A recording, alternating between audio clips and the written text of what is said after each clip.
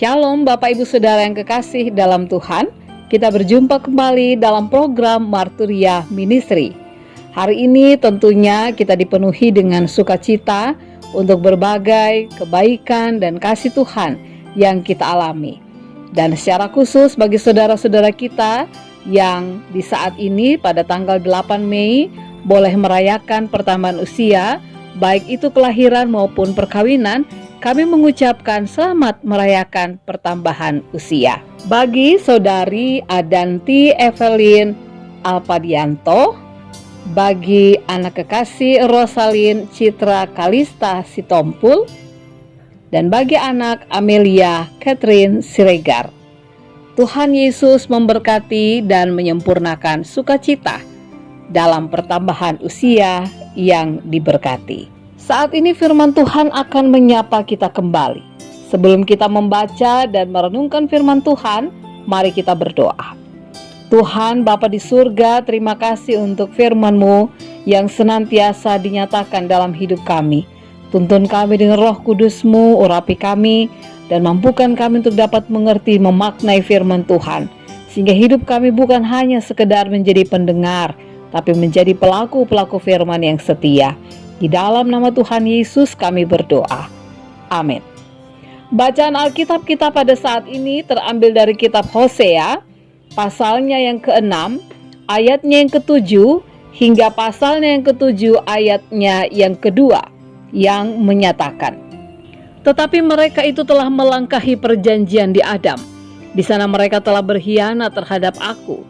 Gilead adalah kota para penjahat penuh dengan jejak darah. Seperti gerombolan menghadang, demikianlah persekutuan para imam. Mereka membunuh di jalan ke Sihem. Sungguh mereka melakukan perbuatan mesum. Di antara kaum Israel telah kulihat hal-hal yang mengerikan. Di sana ada Efraim bersundal dan Israel telah menajiskan diri. Juga bagimu hai Yehuda telah ditentukan penuaian apabila aku memulihkan keadaan umatku. Apabila aku menyembuhkan Israel, maka tersingkaplah kesalahan Efraim dan kejahatan-kejahatan Samaria, sebab mereka melakukan penipuan, pencuri mendobrak masuk, gerombolan merampas di luar, dan tidak terpikir mereka bahwa aku mengingat segala kejahatan mereka. Sekarang pun perbuatan-perbuatan mereka mengepung mereka, semuanya ada di hadapan wajahku. Demikianlah pembacaan Alkitab. Ada banyak orang yang melakukan kejahatan atau dosa dan berpikir bahwa Allah tidak melihat perbuatan mereka. Mereka sepertinya memikirkan bahwa Allah sama seperti manusia yang terbatas dan tidak mungkin selalu tahu apa yang mereka kerjakan. Bahkan keberadaan Allah yang tidak nampak semakin membuat manusia berulah. Belum lagi ditambah dengan ketika mereka melakukan dosa atau kejahatan, hidupnya aman-aman saja. Hosea pasal 6 ayat 7 sampai pasal 7 ayat 2 ini menjelaskan bagaimana umat Israel mengkhianati perjanjian dengan Allah. Bahkan para imam yang seharusnya melakukan tugas mereka untuk membuat orang hidup dalam ketaatan dengan ritual kepada Allah, ini justru sebaliknya. Mereka melakukan ritual bangsa-bangsa lain yang tidak mengenal Allah. Mereka menajiskan diri mereka dengan menyembah ilah-ilah lain. Kehidupan sosial mereka diwarnai dengan kekerasan dan pembunuhan. Apakah Allah tidak melihat perbuatan mereka? Allah menyatakan bahwa Allah melihat, Allah mengingat segala kejahatan mereka. Bahkan semua yang mereka lakukan itu terlihat di hadapannya.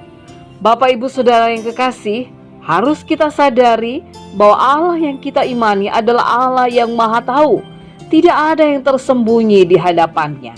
Dosa-dosa yang kita lakukan yang menurut kita tidak terlihat oleh Allah, itu sebenarnya dilihat oleh Tuhan.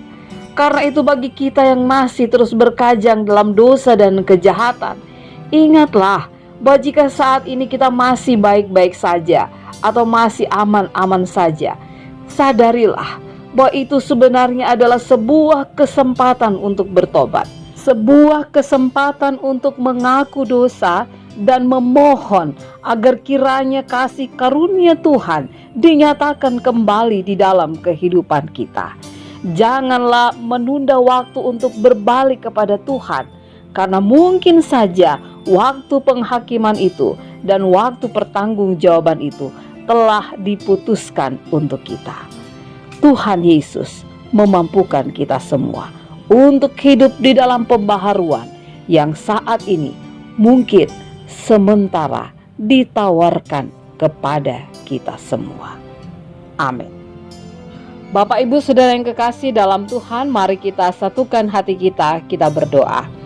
Bapa di surga, Bapa yang mengenal kami sebagai ciptaan-Mu, Bapa yang melihat setiap perbuatan kami, kami mohon ampun ya Tuhan, jikalau dalam keseharian kami melakukan begitu banyak kejahatan, kami melakukan dosa-dosa yang menurut kami itu tersembunyi di hadapan Tuhan, padahal tidak ada satupun yang tersembunyi di hadapan-Mu. Karena itu Tuhan, kami mohon kiranya Tuhan Yesus melayakkan kami, mengampuni kami, sehingga di dalam kehidupan kami ini, kami hidup di dalam pembaharuan dan cinta kasih sayang Tuhan. Kami dimampukan agar kami menjadi pribadi yang lebih taat, yang setia, mau melakukan apa yang menjadi kehendak Tuhan, sehingga kehidupan kami Tuhan bukan hanya diberkati untuk diri sendiri, tapi juga menjadi berkat bagi banyak orang. Di dalam nama Tuhan Yesus kami berdoa.